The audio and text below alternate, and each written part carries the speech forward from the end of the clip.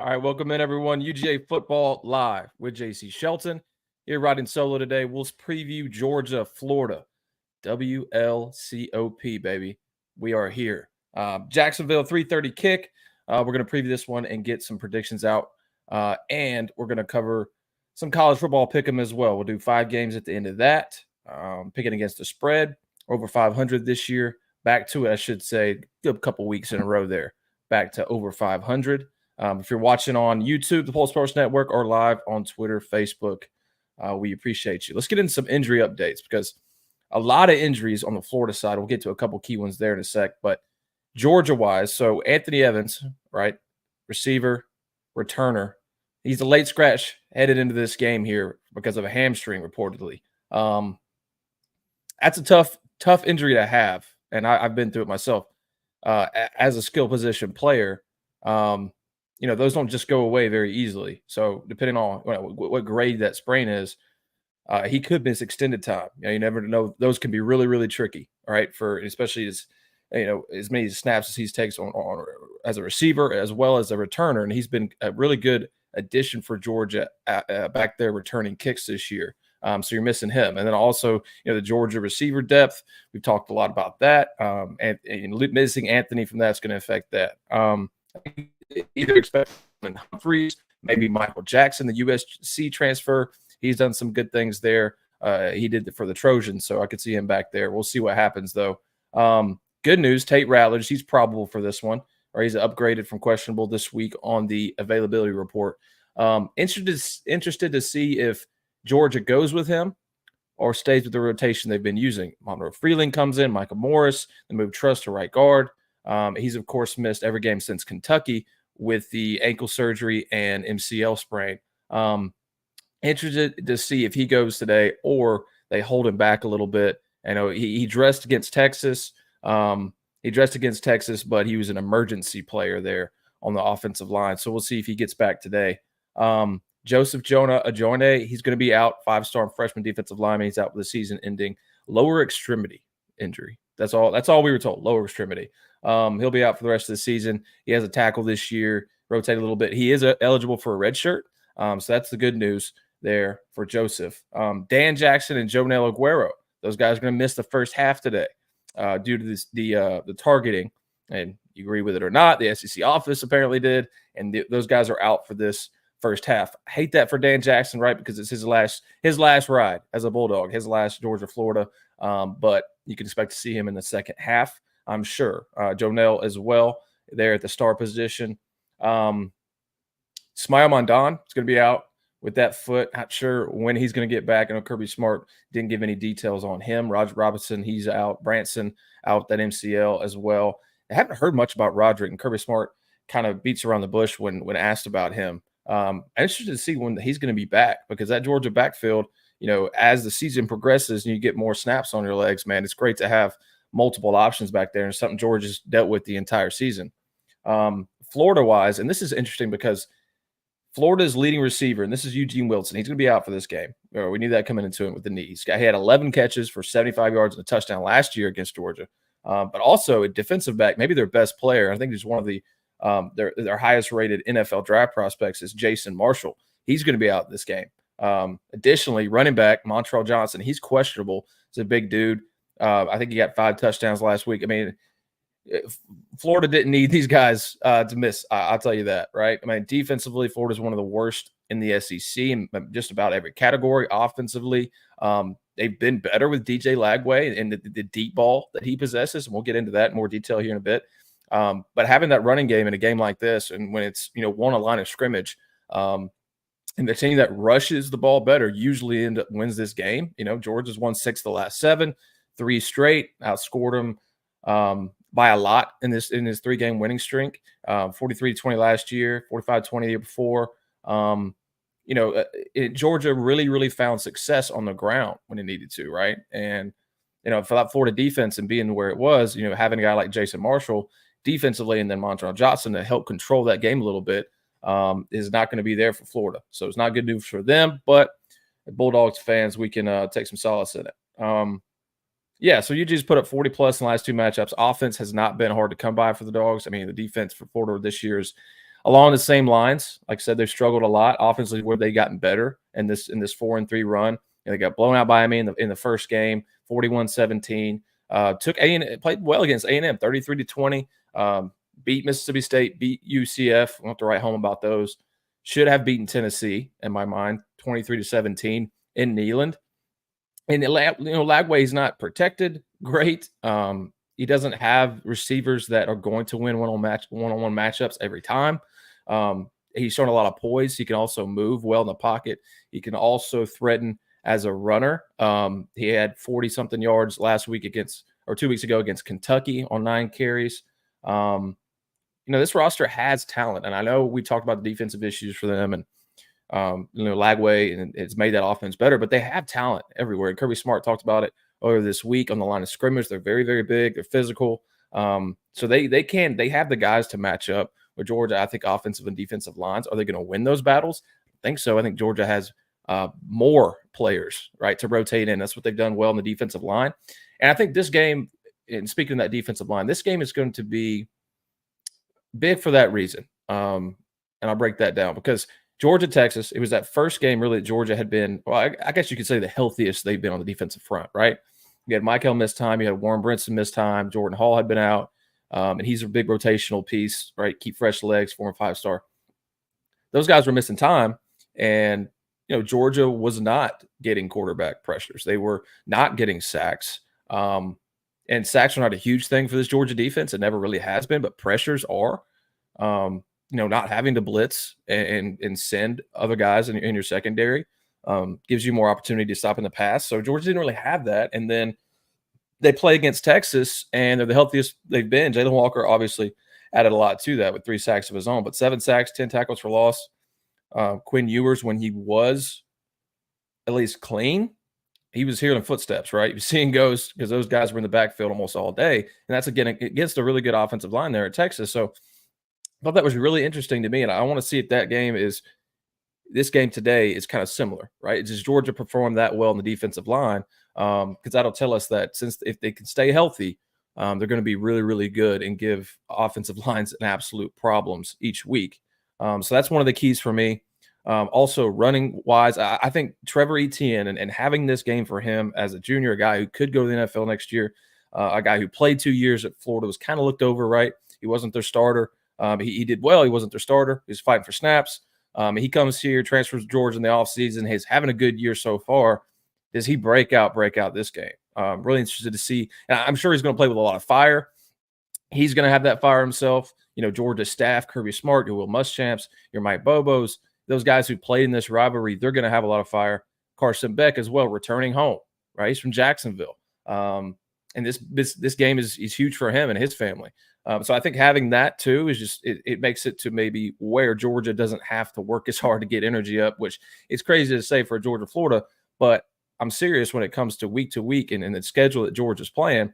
Georgia has the toughest schedule in the country, number 1 strength of schedule. They're also the number 1 strength of schedule remaining. So Georgia in that slate, man, that takes a lot of energy out on a week-to-week basis. I know Georgia's coming off the bye, but that's not a lot of time off. And the tough games, the tough teams that you're about to go on the road to Ole Miss. You just came off going on the road to Texas. You got to welcome Tennessee. It's easy to sleepwalk sometimes and anything in life, right? And for teams like this in today's day and age, it's even harder, I think, because the transfer portal has added things to each team and guys who can go play winning football almost to each team. That's why you're seeing so much parity in the SEC. So, right, to battle that sleepwalk kind of mentality and to battle a letdown game before a big game at Ole Miss, I think having those ties to a matchup in a rivalry like this are really good for Georgia. So I don't expect them to sleepwalk. Although the first half, and we're all the same on this, nobody can put a finger on it. Sometimes Georgia, it just starts slow, right? They just start slow. Will we see that today? I have no idea because I think they played better, at least defensively, against Texas. But the offense, too, 2 picks early. What can Carson Beck do? That's going to be a big question. Now, Georgia, like I said, Florida defensively is among the worst in the SEC in almost every category. There's going to be plays to be made. The plays are going to be there. What does Georgia do? Is Anthony Evans being out kind of create a depth issue receiver? Guys dropping balls, right? That's been a huge problem for Georgia. And I don't know. I can't find the stat anywhere. If you have it, let me know. Been looking for it, but tracking drop passes, I bet Georgia leads the country. I would wager money on it. Can that be? It's a fixable issue. We've talked about it. Arthur Lynch, my coach, former Georgia tight end, not here today. We're riding solo, but he talked about it all the time. It's a fixable issue. Can Georgia improve? Because they keep rearing their head, right? Big drops, rear the head, and especially in the first half or the first drive, first couple of drives, man, you need to go make plays, right? You need to go make plays and take advantage of your 2 weeks off in this game and preparing for things. Mike Bobo's going to have some plays drawn up. Carson Beck knows what he likes, and it's just so disheartening to see really good plays. Everybody else is doing their job and then drops. So that's something else that Georgia needs to improve on. We'll see about it today. Odds. So this is interesting. So the line opened at 16.5. This is just ESPN bet. 14.5 this morning. So it's moved to 14.5 Georgia. Georgia has won this game by, 2 touchdowns or more last 3 years in a row. I really like the Bulldogs right now as far as where they're at defensively. Offensive line has been playing better even without Tate Ratledge. I know Florida and DJ Lagway. Here's the thing about him, though, because deep ball has hurt Georgia at times, right? You think about Mississippi State and that game, how it played out. I know it was kind of a snoozer for most of that game, but then Mississippi State started completing those deep passes. Michael Van Buren, the quarterback freshman, kind of along the same lines as Lagway here. He's pretty comfortable in the pocket, really good deep ball. And he actually has one of the best deep balls in the entire country. So in stats so far, and he's only making his third start here. So Georgia's gonna have to defend that. And I think Dalen Everett and Julian Humphrey played really well against Texas in that area. Texas couldn't get anything deep going. And Florida's going to definitely take shots. Man, they have nothing to lose here. They win this game, Billy Napier automatically gets another year, basically, right? There's a lot at stake here for the Gators as far as that goes. They're going to take shots, man. They're not going to be passive in this at all, at least in my mind. Of course, they're going to try to run the ball, but they will take shots. And I think Lagway with his legs, too, creates another issue. You don't want to all drop back and just let him pick you apart either, but you don't want to give him running lates. So he's going to take those shots and stuff and also move out of the pocket. How do you defend it? Can you keep your eyes in the right spots?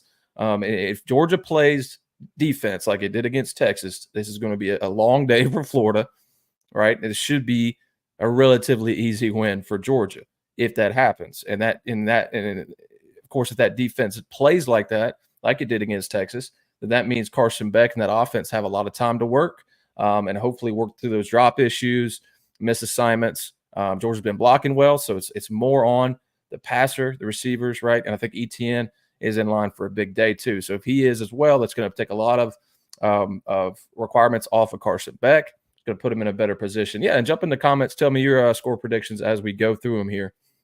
We'll get to it. So big game for Georgia on the line here because of the letdown potential. We talked about it. But I think Georgia and this Kirby Smart-led team with a guy like Carson who's from Jacksonville and Trevor Etienne and that story, this is going to be a massive game for them on the national stage to really prove their worth. And I think for, Carson Beck, you talk about the NFL. I wrote NFL draft article for Athlon Sports this week. We talked about his draft stock dropping because he was projected as a number 1 overall pick here and there during the summer, really all offseason. And now I can't find him on any mock drafts. Pro Football Focus, CBS Sports, those NFL draft experts are not even putting him in the first round. So this is a huge time of the season for Carson Beck. And starting out in your hometown, off a bye, right, with the second half of the season approaching, it's a money game from here on out for Carson Beck. The better you play, better position you might find yourself in the spring.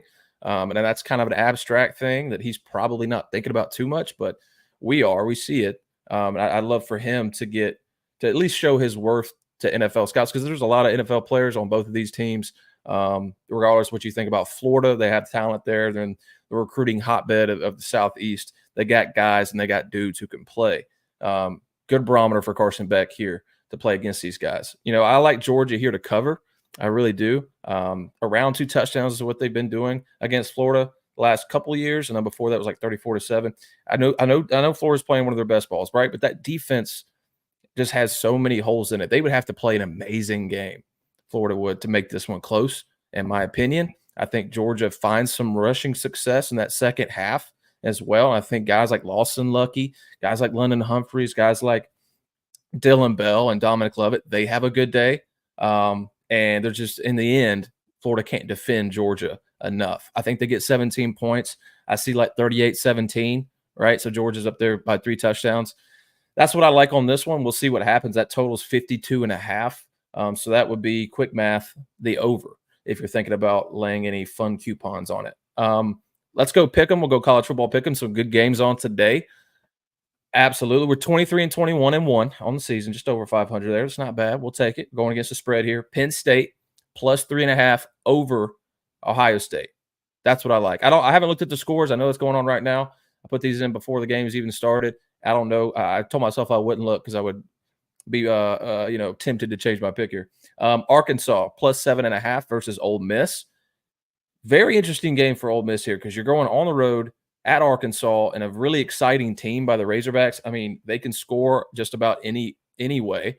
Defensively, they're good at getting after the quarterback. Interesting game. Ole Miss obviously has one to save their season. They have to get through this one, and then if they want to get to the playoff, they got to beat Georgia next week. So it's a big game for them and in a weird kind of spot. I like Ark. I like Ark here to keep this one close. Maybe even if it's a touchdown, right? 7.5. Even if it's a touchdown by Ole Miss, I think Ole Miss wins the game, but Ark makes it close. A&M. A&M's getting 3 points at South Carolina. And here's the thing. That's weird too, right? Because we saw South Carolina play Alabama close. That game against Ole Miss was, that's kind of the inconsistent play by the Gamecocks because they just got absolutely raked by Ole Miss.